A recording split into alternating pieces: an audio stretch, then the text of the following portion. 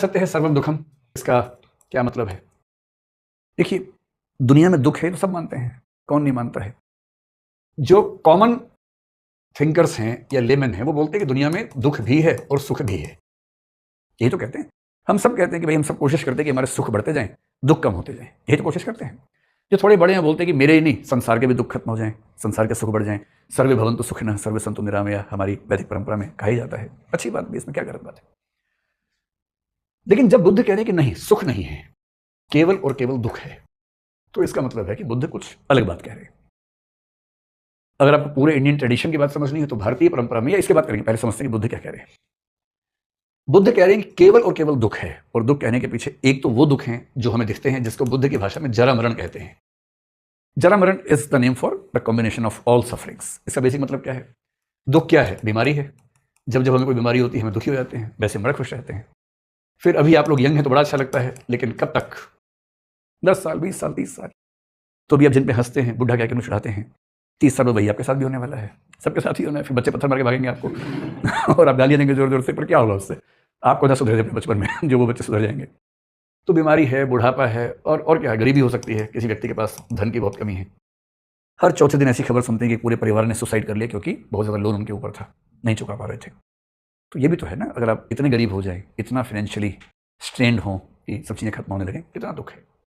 ये तो दुख हैं ही सारे। तो किसी ने बुद्ध से पूछा कि बुद्ध ऐसा आप क्यों कहते हैं, बहुत सारे सुख भी तो हैं हमारे जीवन में। तो बुद्ध ने कहा नहीं, जिसको आप सुख कहते हैं दरअसल वो भी दुख ही है। अब ये बुद्ध की थोड़ी सी इनोवेटिव अंडरस्टैंडिंग है। जिसको आप सुख कहते हैं वो भी दुख ही क्यों कहते हैं?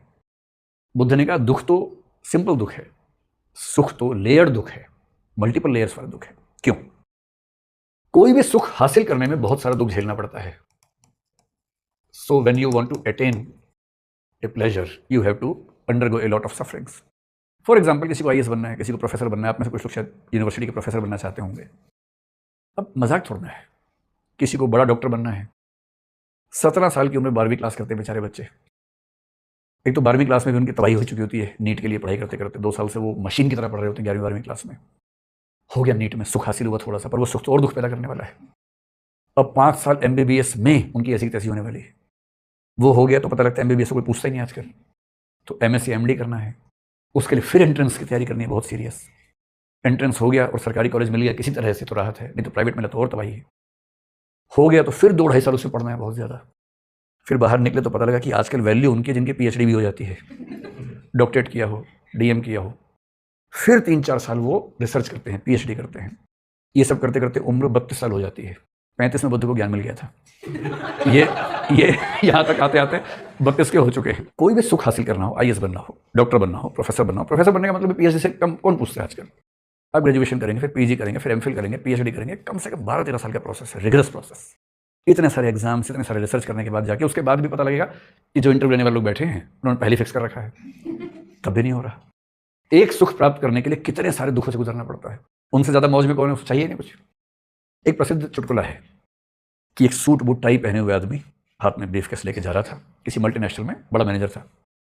रास्ते में देखा एक स्वस्थ आदमी सड़क पे ऐसे लेटा हुआ है, एक तकिया या ईंटें नीचे रख के आराम से लेटा हुआ है। इसके मन में बहुत सारा ज्ञान आया देने के लिए कि थोड़ा ज्ञान दे के मानूंगा। उसको उठा के बोला, अरे भाई क्यों अपनी जवानी खराब कर रहे हो, क्यों अपना जीवन खराब कर रहे हो? तो उसने बड़ा इस भाव से देखा कि बिना बात के क्यों आ गए हो? बोला क्या मतलब है तुम्हारा? बोला हट्टे कट्टे आदमी हो, कुछ काम वाम कर लो। तो वो उठ गया। उसने कहा अच्छा बताओ, काम कर लूँगा तो क्या होगा? बोला काम करोगे 2 पैसे आएंगे, 4 पैसे आएंगे। बोला अच्छा, उससे क्या होगा? बोला पक्की नौकरी लग जाएगी तो थोड़ा मतलब स्टेबल हो जाओगे। बोले उससे क्या होगा? अरे उससे तुम घर खरीद सकते हो, किराए पे ले सकते हो, कम से कम यहाँ तो नहीं रहोगे। बोले घर लेने से क्या होगा? बोले तुम्हारा घर होगा तो शादी वादी भी हो जाएगी, लोग देखेंगे ना कि शादी करने लायक हो या नहीं हो, तो शादी भी हो जाएगी तुम्हारी। बोले अच्छा उससे क्या होगा? बोले फिर बच्चे होंगे, उससे क्या होगा? अरे जब तुम ऑफिस से थक के घर आओगे, 2 बच्चे भागते हुए आएंगे तुम्हारे पास चलते हुए। बोले उससे क्या होगा? बोले उससे बहुत सुख हासिल होगा। बोले वो तो अभी हो रहा है जब मुझे अभी भी वो हो ही रहा है। कितना मजे में लेटा हूँ मैं ईंट के तकिए के ऊपर। परेशान तो तुम दिख रहे हो, कोट और टाई पहन के ब्रीफकेस लेके घूम रहे हो, मजदूर तुम बने हुए हो, और कह मुझे रहे हो कि सुख हासिल करो। मेरी मानो तुम भी आके यहीं लेट जाओ। कहाँ इस चक्कर में पड़े? जो कहानी मैंने सुनाई थी थोड़ी देर पहले, वो एक मग वाली, जो फिलोसोफर डायोजनीस नाम था उसका। ये डायोजनीस एक बार लेटा हुआ था ऐसे ही। ये कहानी मैंने किसी वीडियो में सुनाई थी, आपको फिर सुनाता हूँ। ऐसे ही मस्त बोला, एक कप था वो भी कोई चुरा के ले गया था, ऐसे ही लेटा हुआ था मजे में, धूप सेंक रहा था। सिकंदर आया उससे मिलने। सिकंदर ने बहुत कहानी सुनी थी उसकी कि डायोजनीस नाम का खिसका हुआ आदमी है, बड़ा मस्त रहता है, और हर बड़ा आदमी चाहता है कि मैं मस्त रहूं, वो मस्त नहीं रह पाता, बड़ा तो हो जाता है। सिकंदर पहुंचा और उसके सामने खड़ा होकर बोला, डायोजनीस मैं सिकंदर हूं, मैं यूनान का शासक हूं, ग्रीस का रूलर हूं, क्या मैं तुम्हारे लिए कुछ कर सकता हूं? मैंने तुम्हारा बहुत नाम सुना है। डायोजनीस वही आदमी था ये वाला, हाँ, ईंट पे जो सो रहा था वो, नहीं मग वाला भी जो ईंट पे सो रहा था वैसा ही था। उसने आँख खोल के बोला, हाँ आप मेरे लिए कुछ कर सकते हैं, थोड़ा साइड में हो जाइए, धूप आ रही थी, आपने धूप रोक ली है, और तो आप क्या ही कर पाएंगे, मेरे धूप मत रोको कम से कम। तो सिकंदर बड़ा खराब लगा, कोई ऐसे बोले सिकंदर को, खैर वो साइड में हो गया। फिर उसने बोला, देखो मैं तुमसे बहुत प्रभावित हूँ और मैं भी तुम्हारे तरह जीवन जीना चाहता हूँ, मैं भविष्य में तुम जैसा बनूंगा। तो बोला, नहीं बन पाओगे, भविष्य में बनोगे तो नहीं बन पाओगे, आज चाहोगे तो बन सकते हो। बोला, बस मुझे कुछ देशों को हराना है, कुछ सभ्यताओं को जीत के आऊंगा, फिर मैं आके तुम्हारे जैसा बनूंगा। बोला, नहीं छोड़ो सब, लेट जाओ साथ में, अगर करना है तो आज से करो, ये क्या कि भविष्य में करूंगा। तो इस तरह के लोग कहते हैं कि जिन सुखों को हासिल करने के प्रयत्न में हम लगे हुए हैं, उनको हासिल करने में भी तो बहुत सफरिंग्स है। और मान लीजिए हासिल हो गया तो उनको बनाए रखने की सफरिंग्स हैं। कैसे बनाए रखना है भाई? आप बहुत जिम गए 1 साल तक, रोज सुबह लहूलुहान हुए, जिम जाना आसान काम थोड़ा है। सुबह उठना है, फिर अपने बुझे हुए मन को किसी तरह से जगाना है, फिर मतलब बुझे हुए शरीर को धक्का दे दे के जिम तक लेके जाना है, फिर जिम में भागा दौड़ी करनी है, भागना है, और पता नहीं क्या क्या कितना भारी भारी वजन उठाना है। और एक साल बाद अपोलो देवता जैसे दिखने लग गए आपने बहुत, वही होता है, ग्रीक गॉड देखने लग गए या रोमन गॉड देखने लग गए, यही तो पर्पज होता है कि मैं रोमन गॉड देखूँ या ग्रीक गॉड देखूँ, यही और क्या पर्पज है। और मान लीजिए कि आप 1 साल बाद दिखने लग गए, ऐसे बॉडी बना लिया आपने, अब इसको मेंटेन भी तो करना है। जिसकी है ही नहीं वो मस्त है, उठ पे गया ही नहीं, कोई टेंशन ही नहीं है। आप कह रहे हैं कि बॉडी बना लोगे तो आखिरी में 5 साल और एक्स्ट्रा जी पाओगे, और वो क्या बोल रहा है, वो आखिरी के 5 साल होंगे, शुरू वाले नहीं बढ़ेंगे, बुढ़ापे वाले बढ़ेंगे, वो कम ही अच्छे होते हैं, और मैं ऐसे ठीक हूँ। अब आपने पहले बनाई बॉडी और उसके बाद अगले 30 साल तक रोज जिम जा रहे मेंटेन करने के लिए, वरना कितने खराब दिखेंगे कि अपोलो देवता, अपोलो टायर निकला, देखिए टायर की हवा निकल गई एकदम कैसा, ये भी तो होता है। उसके बाद मेंटेन करने का तनाव है, आप आईएएस बन गए, उसके बाद रोज चिंता है कि एसीआर खराब ना हो जाए, मेरा बॉस खराब ना लिख दे मेरी रिपोर्ट, हमेशा ध्यान रखना पड़ता है, 50 बातें ध्यान रखनी पड़ती हैं। उस चक्कर में कुछ कर ही नहीं पा रहे जो सोच के गए थे सर्विस में, और फिर कभी ना कभी समाप्त होना ही है सुख। कितना भी आप अपोलो बन जाएं, एक उम्र के बाद तो अपोलोपन खत्म हो ही जाता है। तो ये कि आप बाकी बूढ़ों से थोड़े स्वस्थ बूढ़े दिख रहे हैं, अभी 2 झुर्रियाँ कम आई हैं, इतना ही तो अंतर है। झुर्रियाँ तो आ ही जाएंगी, लटक के आप भी चलेंगे ही, मतलब टेढ़े चलेंगे, टांगों में दर्द होगा, वो सब तो होगा ही होगा। और जब समाप्त होता है ना, मैं आजकल जिस चीज़ से गुजर रहा हूँ, कई बार मेरे बहुत सारे दोस्त या सीनियर्स IAS IPS, जुडिशरी में भी कुछ लोग हैं, जिस दिन रिटायर होते हैं वो उनके जीवन का टर्निंग पॉइंट होता है। रिटायर होते हैं बहुत ऊंचे पद से, लगभग ब्यूरोक्रेसी के हेड लेवल से होते हैं, कोई चीफ सेक्रेटरी होगा, कोई ACS होगा, कोई DGP है, कोई DG है, उस लेवल से रिटायर होते हैं। रिटायरमेंट के 1 दिन पहले तक उनके पास 50 लोग काम कर रहे हैं आसपास, सलाम ठोक रहे हैं, उनके एक फ़ोन पे कुछ भी हो जाता है, कोई काम ऐसा नहीं है जो ना होगा उनके फ़ोन पे, ऐसी ताकत।